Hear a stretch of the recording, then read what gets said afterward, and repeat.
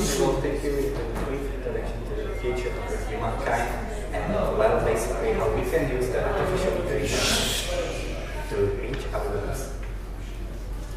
So first, something small about our company. We are a media company defined by economical faculty at the Czech Republic. We have more than 20 people, and actually there's a small team of people working with LabVIEW. So we've got 3 CLA, 3 CLE, and 2 CLAD. So we are still missing 1 CLAD to have a square, but whatever.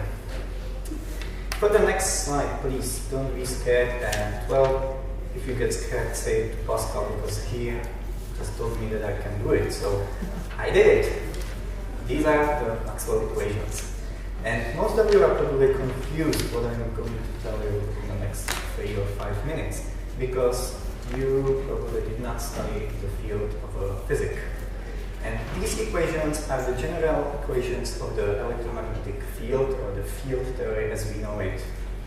And I just added a picture of it. And those equations are something that I point to my student and I tell them to enjoy it for the first time.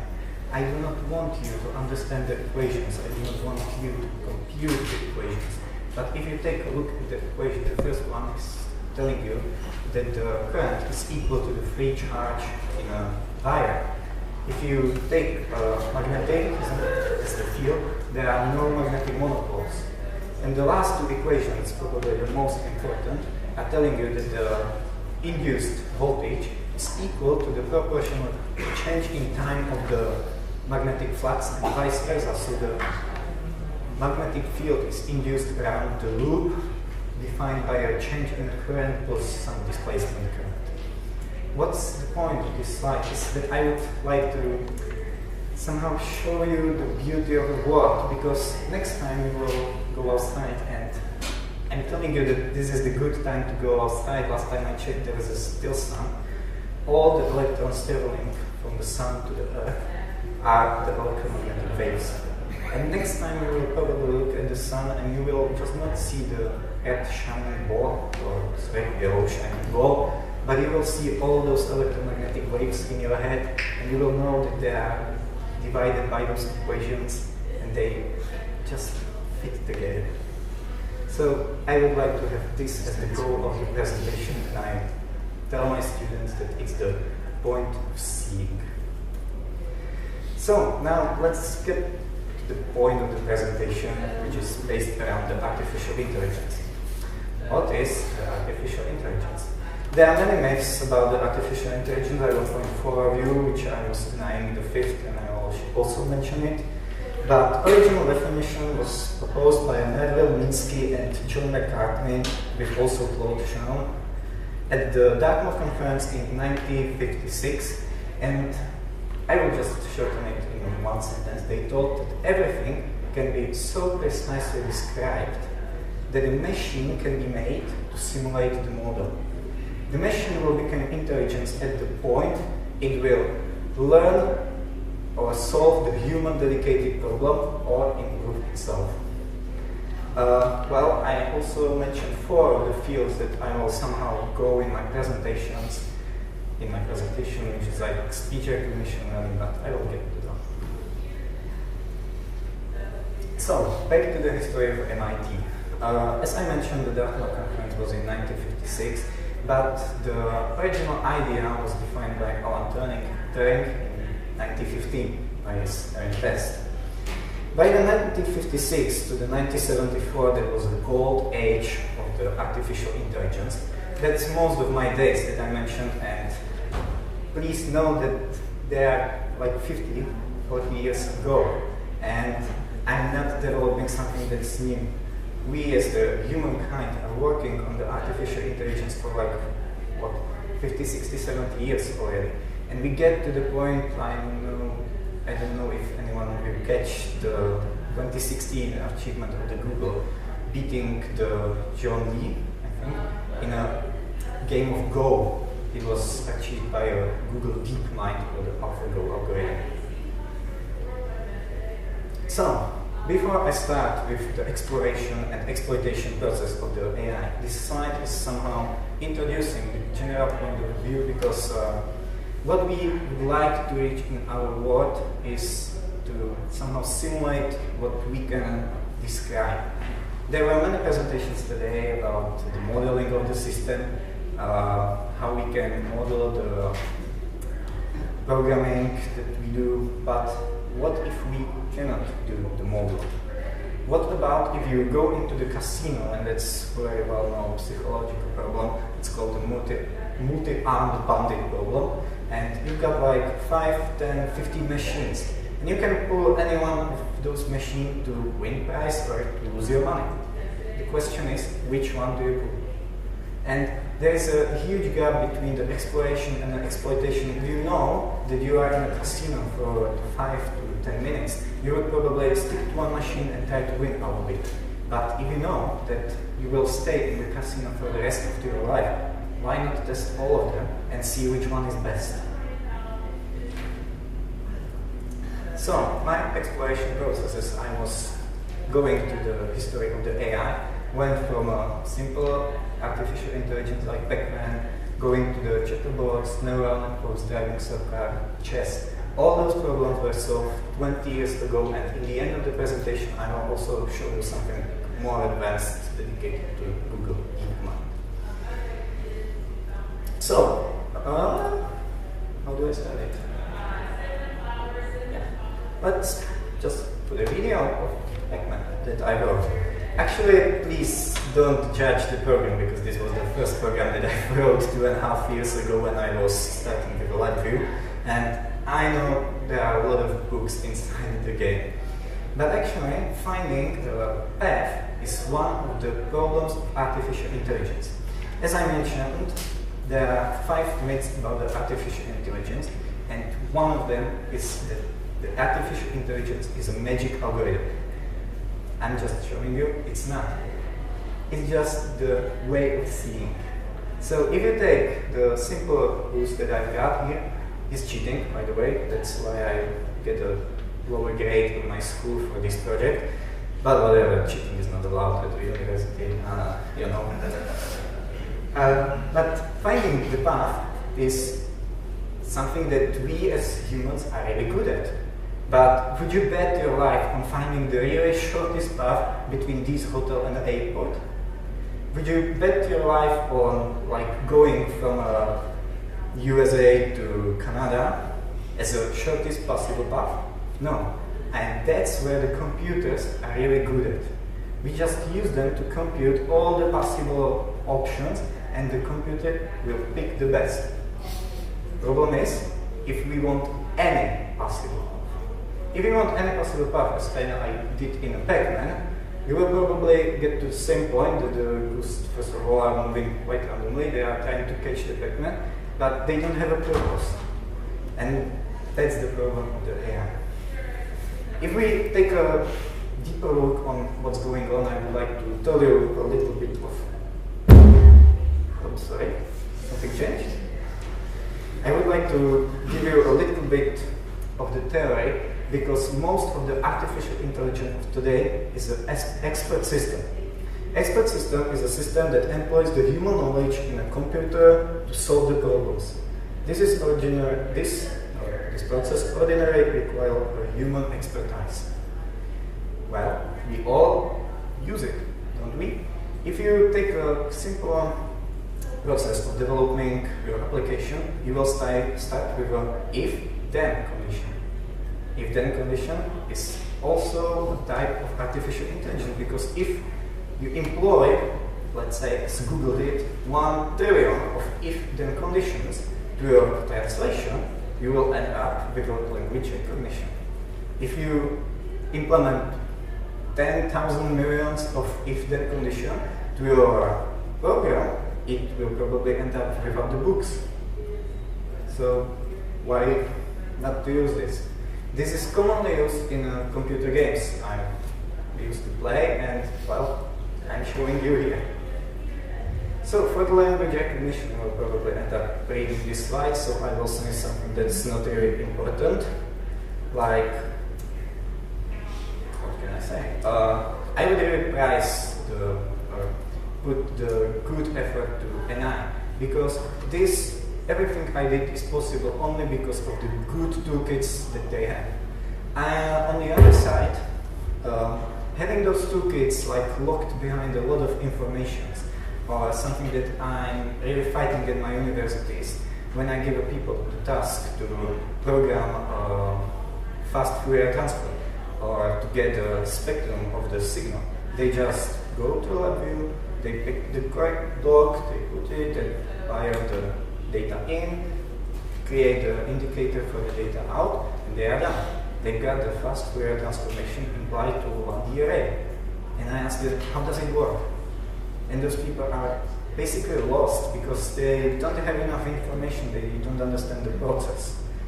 And well, as I was showing you the Maxwell equation, the general part is the process that we as humans do in our heads that computer cannot simulate. It needs the math model. And one of those models you see on the screen is nothing else than a search in an array. I've got an input sentence, and I just find that input sentence in a 10 trillion of if-then statements, and I'm done. You can do it for your own application. There is something you can probably give to someone to learn LabVIEW. It's called AIML, Artificial Intelligence Linguistic Language Markup, or something like that. You can probably Google this. And it's a really good task, first of all, to learn someone how to use a LabVIEW, and second of all, you can get something like this. So, now let's move to some advanced examples, because we do not really know that artificial intelligence doesn't stop at the if-then rules. But we've got something more advanced, like some of you probably heard of neural networks. For those of you that have absolutely no idea what the neural network means, it's just the classic regression, but in many dimensional space. Don't try to imagine that. I once did, and I ended with a 1000 dimensional space in my head trying to figure out what this is exactly doing. Because when I finished programming this thing, I was very impressed. Maybe I can start it over. No, never mind. Because after 5, 10, or whatever crashes into the wall, it learned how to drive a car while my pixel gridboard. But if we give a neural network more than my 3 inputs as the distance of the wall in front of it and at the 45 angle left and right, we can drive the car in our world. Where's the problem? Our world does have more inputs than just the walls. So, as I was starting the part of the exploration and exploitation, I mentioned that everything can be so precisely described. If it can't be, then we've got a problem. And one of the problems was the great challenge of the artificial intelligence for the whole 20th century, and that's the game of chess. What's the problem? Well, chess has approximately 10 to the power of 120 possible solutions. Just to imagine, someone of you knows how many atoms are there in the universe? That's 100. That's slightly over, but let's say 10 to 100. Okay. Now let's imagine every single atom in the universe is computing one static value, that's the one position of a chess, every millisecond. Now that's possible in LabVIEW, and that's the 10 to 3 computations every second. And how old is the Earth? Someone told me. 1.5 billion years. Yeah, so let's pick like 5 million years, okay? That's what? That's 5 times 10 to the 6. So if every single atom in the universe, from the beginning of the universe, was computing one static value of a chess game every single millisecond, it would be 6, 9, 100. 10 to the 109, if I'm not mistaken. That's true. So we are still like what? 11 magnitudes out of solving the chess? So this is why the chess was the great change of the artificial intelligence. One good point, chess is fully observable. We cannot tell this about our world, and that's why our world wasn't really solved by artificial intelligence, and to be honest with you, it will never ever be. But whatever, we can try it. We do, people as I am, we will try to. Chess is not driven by probability. This is also the key factor, because if you imagine you got an artificial intelligence piloting a plane, it would have to take into account the probability of the wind blowing it slightly to the left or slightly to the right, and that's not going to happen in a chess. And this is why the chess was somehow solved by a Deep Blue in 1997 in a match against the Garry Kasparov. It's a really good story about the match, and he likes to point out that 1 year ago, so in 1996, he played the first match against Deep Blue and he won. But history doesn't ask. So why not to do it in LabVIEW, right? We have a chess, and we have a chess engine, and to be honest with you, I was recording this game the whole day because I was trying to not look like a stupid idiot losing to a chess engine that I wrote in 5 moves. So I just recorded it over and over, and I lost to my engine over and over. But how does the computer do it? You just need to figure out why it took people the 40 years from a Dartmouth conference to solve the chess. And it goes with a computational speed. First of all, there are 2 theories about the artificial intelligence. And it says that there will be type A or type B artificial intelligence. Type A requires or simulates the human brain, like neural networks, but with the deep understanding, because neural networks just generalize, just count whatever you give it, and they are learned for it. But they were trying to learn the computer to think as the humans do. The second approach, the approach that won in our world, because computers are getting faster and they are cheaper, and that's the brutal force. So if you take my engine, it's going to count like 2 million static evaluations every second. It's going to do alpha-beta pruning, trying to go as deep as possible. It doesn't actually play a chess. If you ask a chess engine why it made the move, it will not give you an answer, because it doesn't know. It just went through all the possible solutions and picked which one was the best for the engine. If you ask a chess grandmaster why he picked the move, he will tell you that in tactical view or in strategical view, the move makes sense because this will lead to this or this will lead to this. There is a guy I would like to mention to you, which I actually lost on my paper. But he said that computers do know how to ask questions. Problem is, computers do not which of those questions are important. Or at least they do not know it yet. So if you make a computer able to ask the question, like it was what's the meaning of the universe, you will probably get the number 42. And the computer will tell you, well, you didn't really ask the question because you do not know the question. So let's stop this game of chess where I probably look like an idiot if someone who is playing the chess. Yes?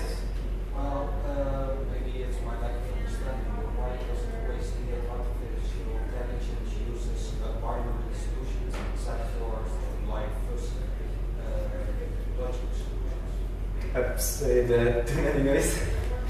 Why does it always seem that artificial intelligence always comes up with binary solutions? Like this is a good solution, that's a good solution, instead of virtual logic solutions, which means, well, this for 70% good solution. Yes, good question. I guess I've got some time now. Tom? Yes, I've got plenty of time. So the question was why it looks like that the artificial intelligence comes out with binary solutions like good or bad, and not as we humans do the sequence or something like good in this way because, did I understand it correctly? Yeah, or this is for 80% a good solution or for 60% Yes, this is because the end of the process is called the softmax. And for example, the neural network output is ending with an 80% probability to this thing, or 55% probability that this will happen. But the softmax function just pick whatever is the highest function.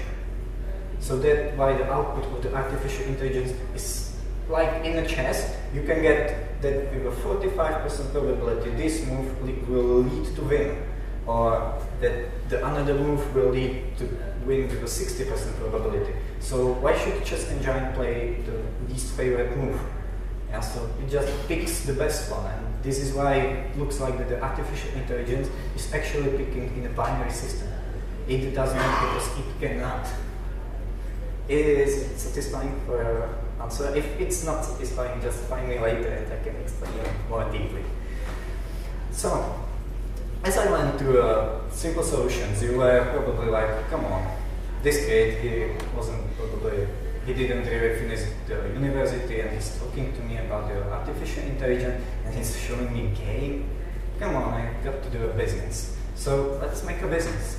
Because there's a guy that I already mentioned, it's Gary Kasparov. He was fighting against the computer machines for the recent 40 years. He was fighting the first computer chess engines and he lost to a final version of a Deep Blue, and today chess engines are stronger than we humans do because they are faster than we do. So why not to take the advantage of the computer, because the computer is good at computing, and why not to combine it with a human knowledge, human expert understanding of the position. There was a test done by Gary Kasparov 2 years later after he lost to a Deep Blue, so it means in 1999. He created a chess tournament where everyone could enter the competition, and the competition was held over the internet where chess players were fighting against each other with the help of a computer. Conclusion of the tournament is that all those grandmaster level players with the top speed computers at that time just lost to people as I am. I do not consider myself a good chess player, to be honest with you, and I don't have a good computer. But people as I am won because the chess grandmasters were simply using the computer to confirm their moves. Instead, the people as I am, we were guiding the computer to victory. So why not to let the computer do all the calculations which we as a humans are not good at, and just out of the possibilities, as we were talking, like a 45% move this or something, why not to pick the best move for our, or for me? I do understand the game at the point what's really good and what doesn't feel for me as a good. Computers do not have the feeling. So, this is also the good book I would like to point out. If anyone is really interested in the field of the artificial intelligence and how it developed over the time, the Gary Kasparov wrote this book, Deep Thinking. It's from 2017. Really good, if you have spare money and time. So, something that I went in my mind when I was reading the book and as I was studying the chess for the recent 5 years. When I was a kid, I was playing the chess with my dad, and he usually told me that there are good chess players, the chess grandmasters, and they fight for a title of the best chess player of the world. I was imagining the guys as grandmasters back then, all those old guys spending all through the day sitting over the board trying to solve one single position, thinking for 4 and more hours over one move. But the times have changed. Today, grandmasters are more like I am. The world chess champion Magnus Carlsen, as I found this picture, I just put it there. He reached the world best player at the age of 22. And maybe that's also why I'm standing here and I'm talking to you about the artificial intelligence, because, well, the internet age gave me the power. those new grandmasters, they played same number of games as the grandmaster that was 70 years old 20 years ago. And well, computer gave us the power, and to be honest with you, we learn fast. We have no other choice than to do it. So now let's stop with the games for a while and let me show you how you can use cooperation with a computer. At my company we developed a framework which is called data, whatever. It's using the pros of the LabVIEW. It's using the computational power, or the power of computer to compute whatever I want, but it's taking the human expertise and implements those things together. So let me show you a small demonstration. When I was recording, my computer was crashing all over that, so it just takes a little longer to load LabVIEW. So this is my application. I just pre-configured it and I start the application. It does all the computation. Okay, ignore this error. I was too lazy to fix it because it uses the cameras. And I just made a small sequence going over the tests or something you just do on a daily basis. This is where I configured the test, but I just switched one thing and I quit the application. Now, imagine you are asked by your customer, I want the second graphical user interface, and I want second testing sequence at that graphical user interface.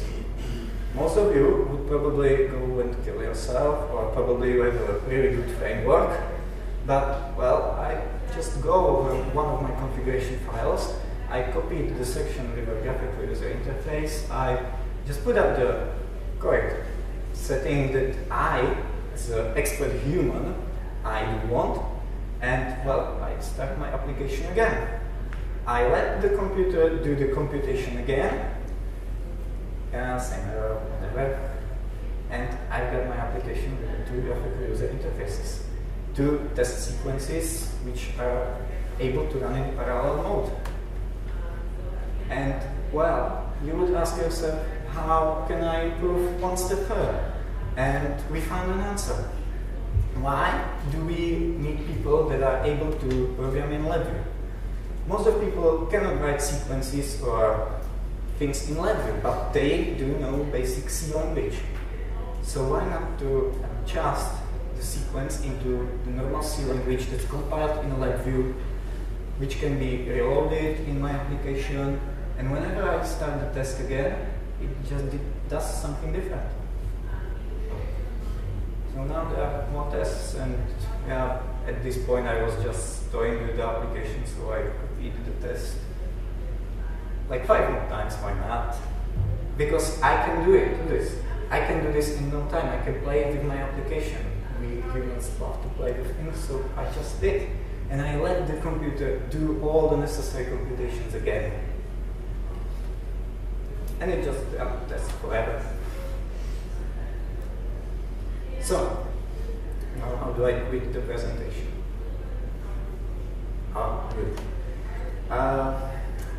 Last year when I was talking with Pascal, he introduced me or guided me to do this presentation, and he told me to show you guys the framework. I guarantee you, if you loved the presentation of doubling the graphical user interface or changing the script as it go, you will hate me in the next 5 minutes. Or even 5 seconds as I open the front panel of the application. But please don't judge me just on whatever you see. Okay. So, this is the code. Well, what's the point? It has to compute all the possible things. So whenever you are starting the application, I just need to go over all the possible things that can happen. I just need to start all the entrant VIs in my application. I just need to do all the computations. I just set everything up. Yeah, there are states, inner states, there, the machines that are talking to each other, and so on. And probably you are like, oh come on, why to have it in one VI? And the answer is, why don't you rework it into the classes? And you'd end up with, what, 5 classes? I don't think so. Maybe 20, someone can do that. Yeah, but I would say like 400, possible. What's the problem? This is just the 0.01% of the code of my application.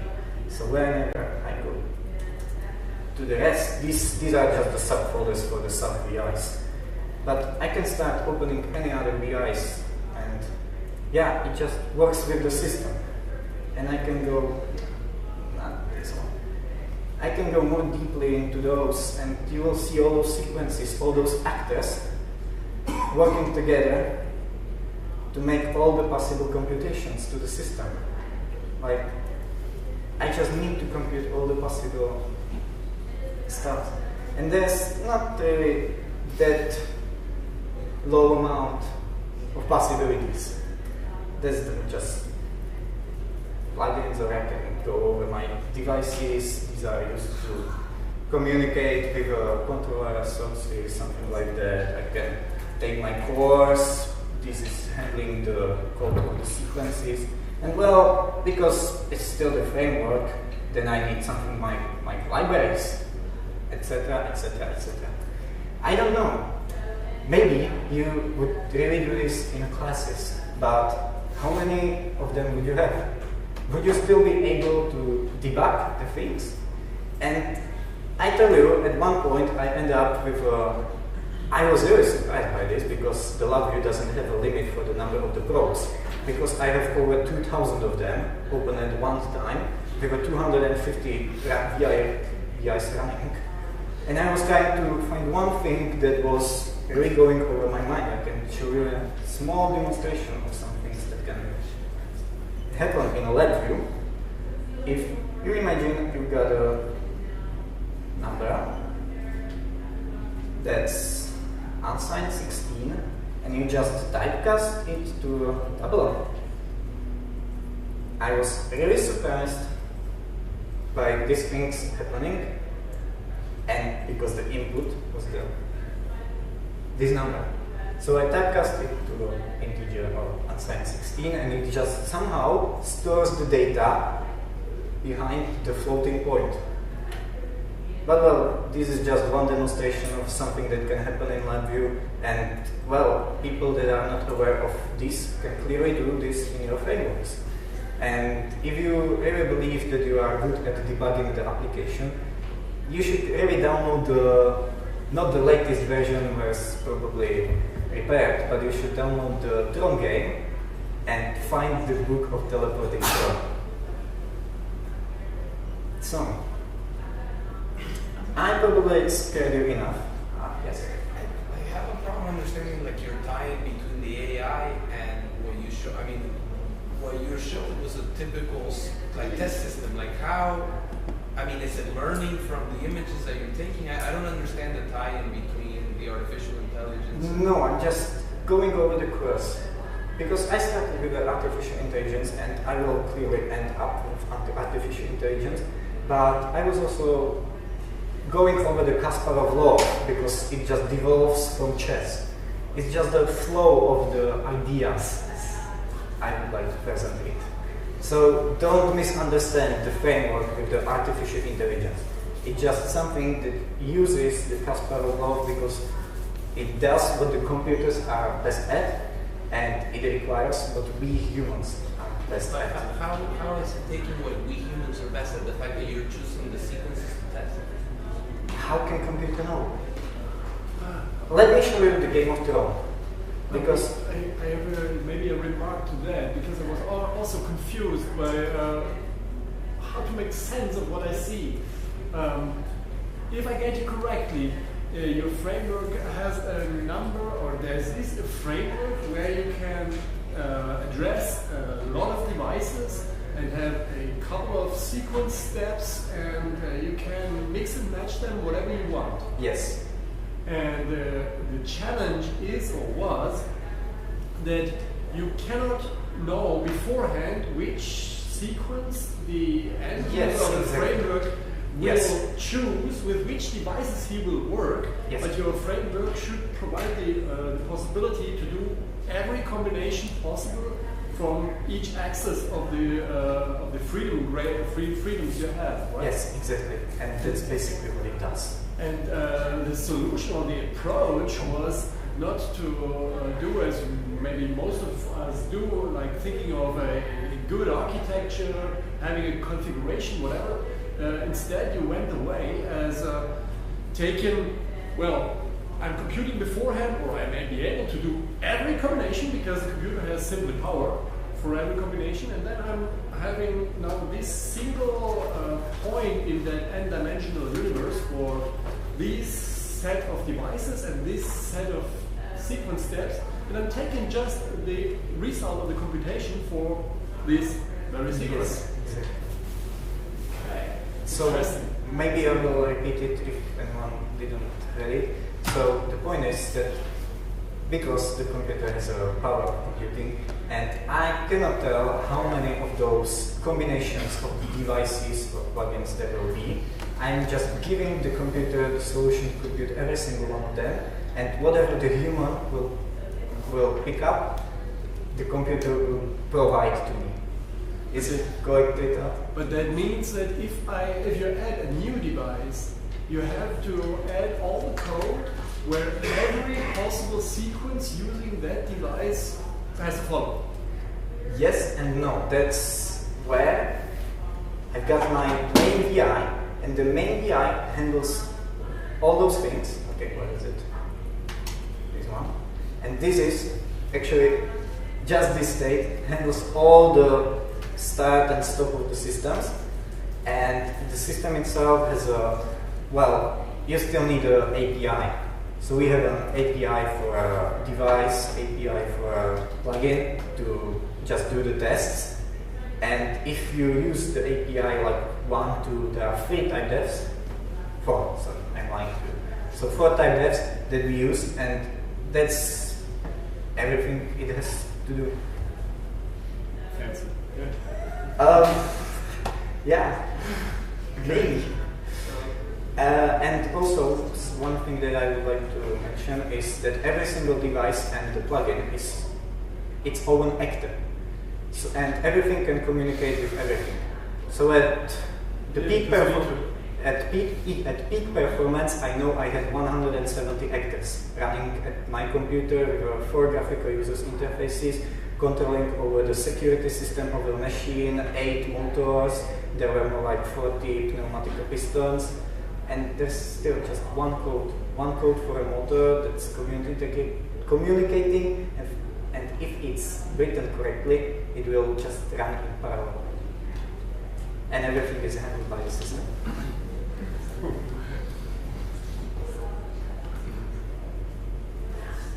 So, I would like to finish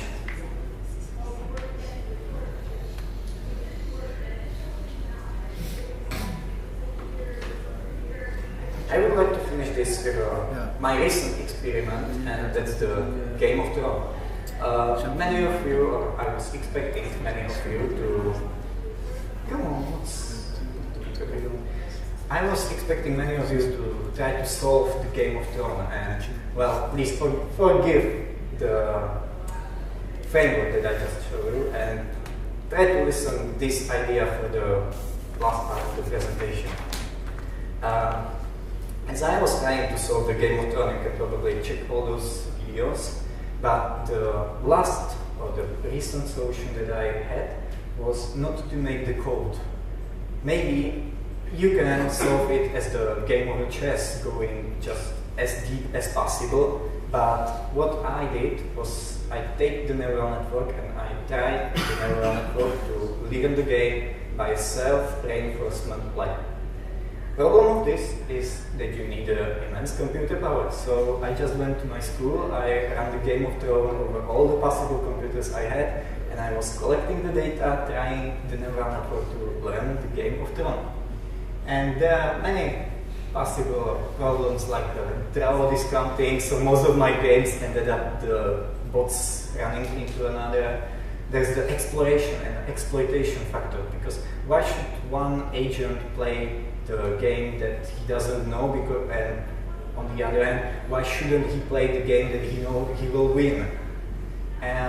Many more problems, but yeah, I ended up with this video. I'm not really sure if it's visible to you.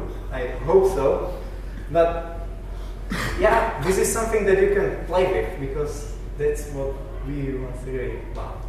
Yes? Did you ever consider using neural networks in combination with LabVIEW scripting to build applications? That's something that Pascal asked me, and yes, I think I found a solution about this, but it doesn't lie in a neural network, because neural network, as I mentioned, is the regression function, so it's a classifier. You just need something more complex, like expert system combined with combinational solutions, and so on and so on and so on, and then it can work and improve itself in an iterational process. So, just to not make it very easy for you, I would like to put two last slides, which are how in the hell did I computate the Tron? And well, this is the one approach for the picking the move, and that's generally the Bellman equation, which I would like to mention because the guy, Bellman, he's a genius. But well, that's something you will probably understand if you will deeper go into the neural networks or something like that. But I feel that I have to mention it. And in the end, you will probably end up with math like this. That's something you probably don't want, but if you are interested, it's also a really good math challenge, not just counting 10 power to something. So, thank you for your time. If you got some questions, I believe I got 2 minutes. Okay, so thank you for your time.